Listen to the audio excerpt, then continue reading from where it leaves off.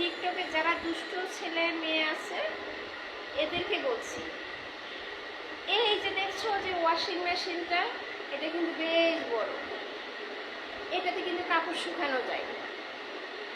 এটার ভিতরে ঢুকিয়ে 60 মিনিট ওয়াশ করে 10 মিনিট এটাকে শুকাবো, চিপবো, চিপে শুকিয়ে ছাদে নিয়ে যাব। ছাদের থেকে রৌদ্রের মধ্যে, টাটকা রৌদ্রের মধ্যে শুকিয়ে মশমশা করে তারপর আয়রন টেবিলে নিয়ে আয়রন করব। তারপরে কি করব, ভাঁজ করব। ভাঁজ করে এনে তারপরে কি করব, আলমারিতে রাখবো।